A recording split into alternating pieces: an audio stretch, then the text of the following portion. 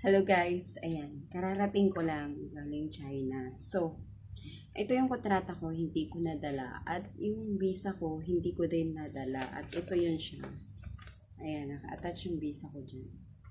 Alam nyo ba, pag papunta ko ng China, walang problema kasi ang kukunin lang nila is yung ID tsaka passport. So, ang nangyari, nung pabalik na ako dito sa Hong Kong, nagwo-worry pa rin ako. Akala ko hindi nila hahanapin yung visa ko. Pero dahil sa, parang magko-complete journey ako.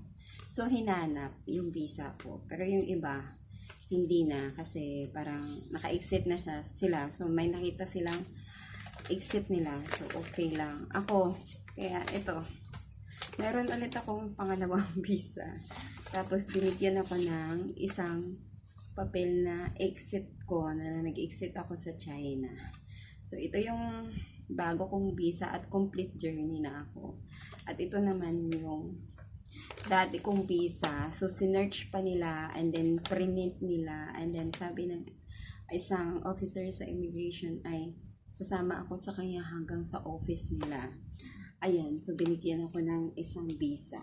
So, dalawa na yung copy ng visa ko. Pero effective pa rin naman siya. Pero ang pinaka-effective na siya is ah, yung, ito, yung maliit. Maliit na visa. So, ito na yun siya ngayon. So, yun lang. Ma-share ko lang kasi nag-worry ako baka hindi ako makalabas ng China or makabalik dito sa Hong Kong kasi hindi ko dala yung visa ko. Pero dahil sa teknolohiya nila dito, madali lang. Isa-search lang nila yung kung saan ako nagbayad. Kasi in-interview ako ng officer doon kung saan ko binayaran. Kung may nag-email ba sa akin nung in-apply ko itong visa ko. Sabi ko, nag-renew ako at ako yung renew ng aking kontrata, ng aking visa.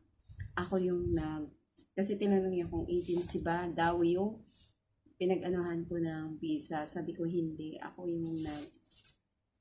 yung mismong nag-apply ng aking new contract at new visa. So tinanong niya kung hanggang saan yung visa ko. Sabi ko hanggang 2026.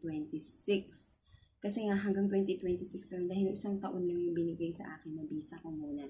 So kailangan ko mag-exit para ma-complete journey ko ng 2 years. So sabi sa akin ng officer, ang visa mo dapat is 2027. Hanggang 2027 kasi nga 2 years yun. So yun yung sinabi ko sa kanya na okay, come with me in the office. So nagantay ako siguro mga 5 minutes, ganun. Ganun lang siya kabilis. Tapos ang babait pa nila, hindi ka nila i-stressin. Bibigyan at bibigyan ka nila talaga ng visa at sila na mismo yung magsisearch. So ayan, hindi ko na kailangan ng mga Xerox copy dahil kung kukunin nila yung first na visa ko is nandito at yung second na visa ko is nandito din. So, wala kang problema. Yun lang, ma-share ko lang. So, ayun guys, I'm back from China. So, ang nakuha ko na naman na mga giveaways from China. Syempre, hindi mawawala dyan yung ating damit na I love Shenzhen. Ayan. Tapos, meron din akong natanggap dito na syempre, photo frame. At pinaganda nga naman nila yung photo frame nila. So, ayan. Yan o. Napakaganda. Kaya hindi mo siya matatanggihan.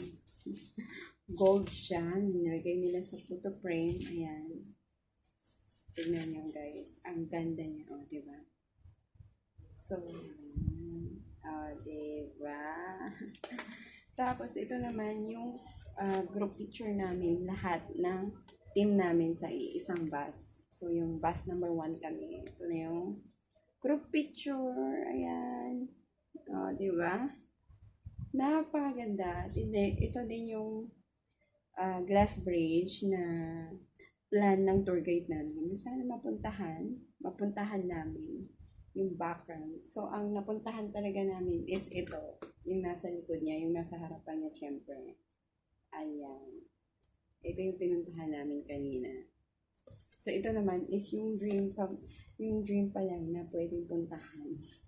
Kasi ang daming glass bridge sa China. So, ito yung napuntahan namin. Ayan.